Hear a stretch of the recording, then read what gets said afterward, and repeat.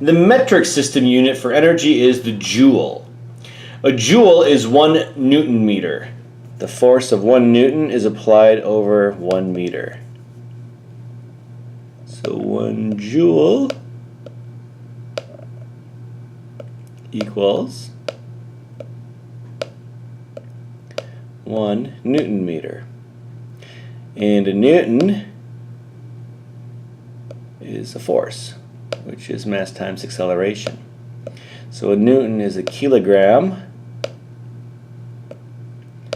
accelerated by meter per second. And then we times it by meter again to apply that over a distance. So 1 joule is a kilogram, meter squared per second squared. Again, as we said earlier in chapter 2, all units can be produced from those 7 basic fundamental things that can be measured. And so this is where this unit is coming from. A calorie is simpler. A calorie is 4.184 joules of energy, and it's the amount of energy needed to raise 1 gram of water by 1 degree Celsius. An important part to note here is there's 2 types of calories, one with a small c and one with a capital C, and they're actually totally different. Because it takes 1,000 calories with a small c to be equal to 1 calorie with a capital C. So, to write that out, 1 calorie with a capital C equals 1,000 calories with a small c, which can be confusing. So when you say it, you have to specify. We'll either say nutritional calorie, food calorie, or capital C, but you have to in some way articulate which one is capital and which one is small, because they're both totally different. 1 food calorie is 1,000 scientific calories. And heat is proportional. Imagine 2 beakers containing water. If one is twice the size of another one, and we want to raise the temperature in both of them by 30 degrees, we'll have to apply twice the energy to the bigger one. And so heat is proportional. Methane is the major compound in natural gas. Using the reaction below, determine the amount of energy produced during combustion in calories. They give it to you in kilojoules. So 1 mole of methane reacts and releases 802.5 kilojoules. And we convert 802.5 kilojoules into joules, because I remember there are 1,000 joules in a kilojoule. And now I can convert to calories. 1 calorie is 4.184 joules. Notice it's calorie with a small c. That is important to note. And then I get 1.918 times 10 to the 5th calories. Every substance has a characteristic heat capacity. The specific heat is how much energy does it take to raise 1 gram of a substance by 1 degree Celsius. And substances are very different. It takes 4.184 joules to raise 1 gram of water by 1 degree Celsius. It only takes 0.128 joules to raise 1 gram of lead by 1 degree Celsius. So it takes over 30 times more energy to raise water 1 degree Celsius temperature than to raise lead the same temperature. And so that is the specific heat of the compound. When an object is heated or cooled, the amount of energy transfers depends on 3 things: how much material you have, the mass, the magnitude of the temperature change, and the identity of the material gaining or losing energy for its specific heat. Giving us the equation Q equals mc delta T, or sometimes we say Q equals MCAT. Q stands for heat in joules. M is the mass of your substance in grams. Your C is your specific heat in joules per gram degree Celsius. And delta T is your temperature change in degrees Celsius.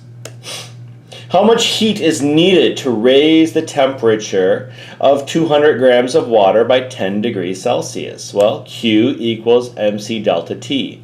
They want you to solve for heat, so we're solving for Q. And again, Q will equal the mass, which is given to us as 200 grams, times the specific heat of water, which we saw in the last slide in that table is 4.184 joules per gram degree Celsius, times a temperature change, a delta T of 10 degrees Celsius. And again, delta T is your final temperature minus your initial temperature. So if something gets warmer, delta T will be positive. If something gets cooler, delta T will be negative. So delta T is your final temperature minus your initial temperature. Signs on Q indicate directionality. So in this case, positive Q means an object is absorbing energy. If we have a negative Q, that means the object is releasing energy. So positives and negatives when it comes to heat just indicate directionality. Negative heat, an object is giving off heat like a fire does. Positive heat, an object is absorbing heat and warming up, like when you're trying to heat up water to boil it. Calculate the specific heat of an unknown compound if 1,638 joules raises the temperature of 125 grams from 25 degrees Celsius to 52.6 degrees Celsius. Well, we're solving for C. So to isolate C, we will divide each side by m delta T. What you do to one side of the equation, you must do to the other side of the equation to keep them equal to each other. And then mass divided by mass cancels out and is 1. And delta T divided by delta T cancels out and it is 1. And so mass divided by mass is 1. Delta T divided by delta T is 1. Giving us our formula, and that's how they got this. And that's actually the hardest part right there. The rest is plugging and chugging. You put in your heat, which they gave 1,638 joules. You put in your mass, which they gave 125 grams. And we use our delta T, the final temperature of 52.6 minus the initial temperature of 25 degrees gives us a delta T of positive 27.6 degrees Celsius. And I get a specific heat of 0.475 joules per gram degree Celsius. All chemical reactions either absorb or release energy. Chemical changes can produce different kinds of energy, like electrical energy coming out of a storage battery. So batteries have stored chemical energy and then release electrical energy as their kinetic form of energy. When we burn a fuel, we release heat and light. And so from a fire, you see visible light and you feel heat coming off of it. Chemical changes also can use energy. So you can use electricity to decompose water, and that takes energy to do. Or solar energy used by plants during photosynthesis. That takes energy. Plants only do photosynthesis when the sun is shining, so they have access to that energy. So some chemical reactions release energy, like the battery or the burning wood. Some chemical reactions require energy. They need the energy to be applied to them, like electricity decomposing water or plants doing photosynthesis. That gives us two types of reactions, endothermic and exothermic reactions. In an endothermic reaction, you absorb energy. And so you go from low energy reactants to high energy products. That is endothermic.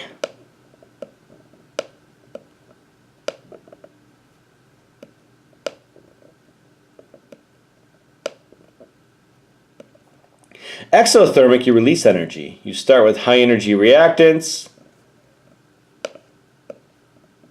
and all of that energy is released, and you end up with low energy products. And so in an exothermic reaction, you're releasing energy. So endothermic reactions absorb energy. Energy is a reactant. Exothermic reactions release energy. Energy is a product. And those are the two types of reactions we'll see. Energy comes from many sources, including petroleum, coal, and woody plants, which all that energy is actually derived from the sun, another manifestation of solar energy. Because what is gasoline and oil today was once ferns millions of years ago, and those ferns absorb sunlight to take carbon dioxide out of the atmosphere, and fix them into organic compounds, which later became oil and natural gas and coal. And so the actual energy can be traced back to the sun, like most forms of energy. Here we see different hydrocarbons: methane, ethane, propane, and butane. These are our natural gases. Once we get to pentane, we now have a liquid, but it's a very volatile liquid. It's as volatile as ether, and that's why it's typically referred to as petroleum ether. And then we have our hexanes, heptanes, octanes, our gasoline fraction, and then the hydrocarbons keep getting bigger. Coal is formed from plant remains stored under high pressure for many years. Coal is the dirtiest fuel, and so of all the fossil fuels, it's the worst one to use because it has a lot of sulfur in it, and it produces a lot of sulfur compounds when burnt, which produce acid rain. And so of all the fossil fuels, coal is noticeably dirtier and a worse fuel than all the other ones. Natural gas is extremely clean. It actually burns perfectly. The natural gases are the only fuels that burn perfectly. And so you'll notice, if you take a science class that has a lab in person, you'll run Bunsen burners inside of an indoor room, and it's totally fine because it has perfect combustion. So the only products are water vapor and carbon dioxide gas. For most things, you cannot burn them inside. You'll produce carbon monoxide and poison everyone in the room. And so only natural gases burn so perfectly that you can burn them inside a house or classroom. To keep up with increasing energy demands, new renewable energy sources are necessary. For a while, we thought nuclear was going to be the great future of fuels, but the problem with nuclear fuels is that you end up with radioactive waste that stays radioactive for 10,000 years afterwards. And it has to be guarded because with today's rising terrorist threats, you worry about someone stealing nuclear waste and packing a bomb to make a dirty bomb. And so it's not something that can just be forgotten about in a warehouse. Nuclear waste is potentially very serious, and as such needs to be watched over pretty carefully. And so there's a lot of legacy costs. After you're done using the nuclear fuel, you have a lot of costs on that fuel for literally thousands of years afterwards, which makes it a less attractive fuel source. And that's why all the new research is based on wind, solar, and biomass. And mostly when we talk about biomass, we already have a lot of plants in America that use the food parts of plants to produce ethanol. The bigger push here is to figure out how to use non-food parts, and so that you're not competing with the food supply to get raw materials to produce the ethanol from the biomass. And wind, solar, and biomass will be the future of energy moving forward as we slowly use up all the petroleum on this planet. And that is the end of Chapter 4.